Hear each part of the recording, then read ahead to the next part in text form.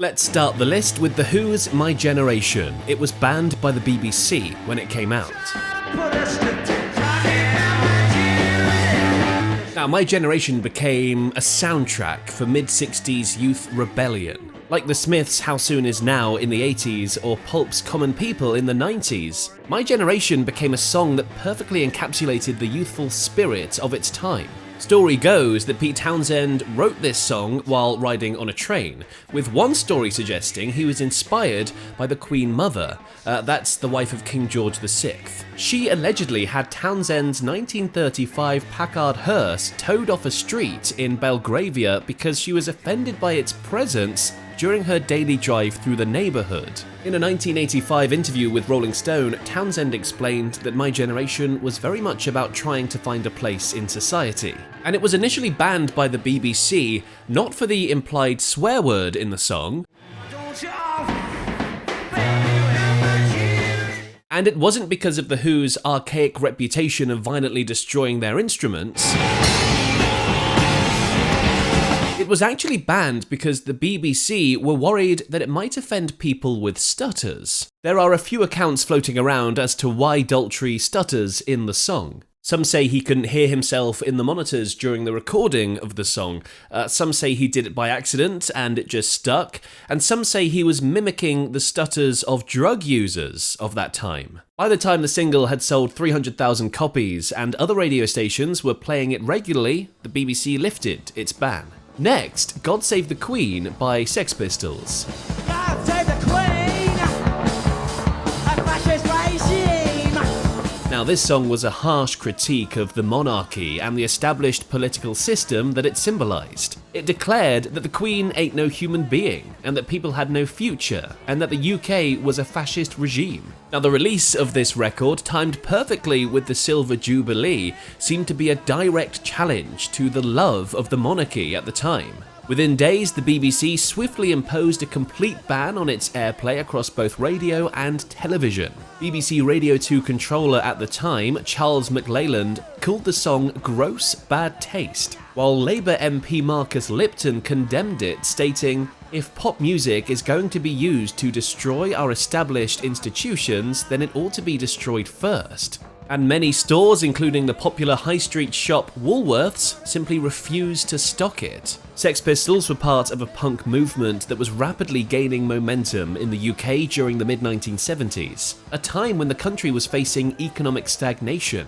rising unemployment, power blackouts, and growing racial tensions. Now, you've got to understand that in the 70s, the BBC was squeaky clean, family friendly, and the punk movement was, well, it was sort of scaring their elderly audience. They weren't really sure what was happening, so they wanted to get to the bottom of it. And to do this, they invited Malcolm McLaren, the band's manager, and Johnny Rotten onto their nationwide programme, basically to grill them about how their music was making kids of that generation violent. Well, your following has got a reputation for being rather dangerous. A lot of accidents have happened. How do you feel about this? Honest reactions, really, in the audience itself. I mean, God, you know, if a few glasses fly around an audience, that isn't so bad. It's perhaps a lot better than kids sitting down doing nothing and twiddling their thumbs.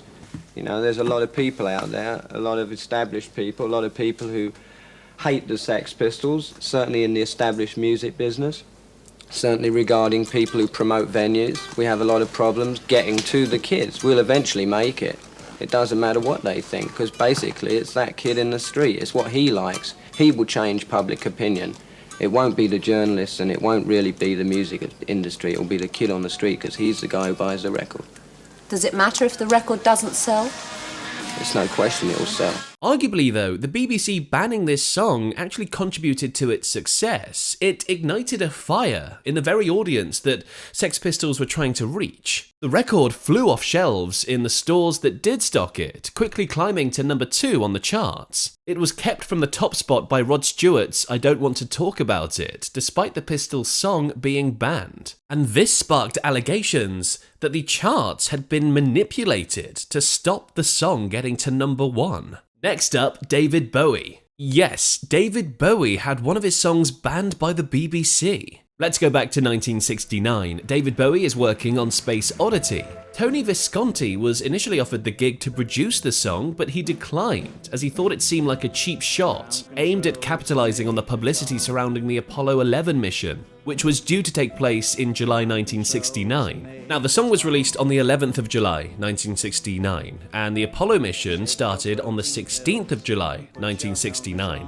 just 5 days after Space Oddity was released. The BBC refused to play the song until Neil Armstrong, Buzz Aldrin, and Michael Collins had safely returned to Earth. Now, as someone who used to work as a radio presenter in the UK, I can totally see why they did this. You've got to be so careful with the songs that you're playing. For example, you probably don't want to play something like AC/DC's You Shook Me All Night Long if there's just been a big earthquake somewhere in the world. And of course, you'll remember if you're in the UK, when the Queen passed away, every single radio station was playing sad, somber songs. So it's really important to pick the songs you play carefully. So I can totally see why they did this. Once the embargo was lifted, the song climbed to number 5, and 6 years later it reached number 1 in the UK when RCA re-released it amid the height of Bowie mania. And now for a classic one. Everyone knows this story, but in case you don't, the Kinks' Lola, released in 1970. This was banned by the BBC. Now, just 3 years before this, the government passed the Sexual Offences Act in the UK. With Lola, Ray Davies tackled what might have been considered a taboo subject, where he sings about dancing and drinking champagne with either a cross-dressing man or perhaps a trans woman. Amazingly though, this wasn't the reason that the BBC banned it from its radio stations. See, in the original version of the song, Ray Davies sings the lyrics, "Where you drink champagne and it tastes just like Coca-Cola, C-O-L-A, cola." And at the time, the BBC had a strict no product placement policy, which meant they couldn't play the song because the brand Coca-Cola was mentioned. Now, when this decision was made, the Kinks were on tour in America, and Davies had to rush back to the UK to overdub the words. Drink champagne and it tastes just like cherry cola, C-O-L-A, Coca-Cola. Thankfully, this satisfied the BBC committee, and the ban was lifted. Next, in 1962, Massachusetts singer Bobby Pickett wrote Monstermash as a playful spoof of the popular dance crazes of the era, like the twist and the mashed potato, in homage to the legendary horror actor Boris Karloff, whom he mimicked throughout the track. Despite its light-hearted nature, with lyrics like "It was a graveyard smash," the BBC found the song too dark and banned it for being too morbid. Yes, that was the official reason they banned it for 11 years. Too morbid. The ban actually worked in their favour though, because it added to the song's mystery over in the States, and it topped the Billboard chart in North America for Halloween in 1962. After the ban was lifted, the song was re-released in the UK in 1973 and became a top 5 hit. Next, George Michael, I Want Your Sex, from 1987. Now, at the time, it was one of the few songs to feature the word sex in its title, leading the BBC to limit its airplay and video rotation, banning it before the watershed due to its overt sexual themes. Some critics claimed that the song was promoting casual sex at a time when AIDS was a growing concern. And with lyrics like "sex is natural, sex is good, not everybody does it, but everybody should," I can see why.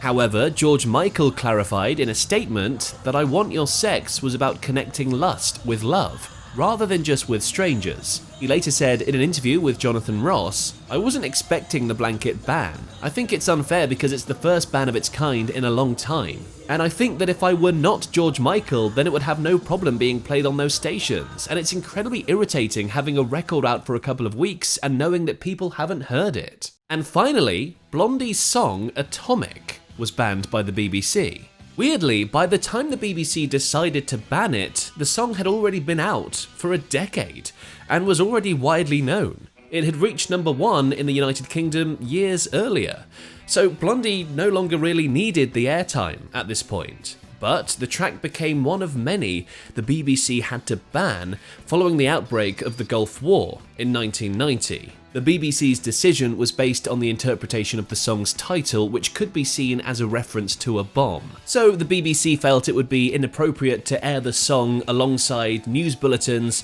about potential bombings. So understandably, it made sense at the time. But Blondie wasn't the only one who faced bans by the BBC around this time. A total of 67 songs were removed from the airwaves due to the conflict. Other tracks on the banned list included Cher's Bang Bang, My Baby Shot Me Down, and Lulu's Boom Banga Bang. Despite the title, Blondie had no intention of referencing warfare. Instead, the song used the word to add a futuristic element. Also considered potentially offensive during the Gulf War were Maria Muldaur's 1974 hit Midnight at the Oasis, as well as I'll Fly For You by Spandau Ballet and Everybody Wants to Rule the World by Tears for Fears. And there are actually loads more songs that were banned by the BBC, so let me know in the comments below if you want to see a part 2 to this video. In the meantime, click over there next and watch my video of 11 songs that eerily predicted the future.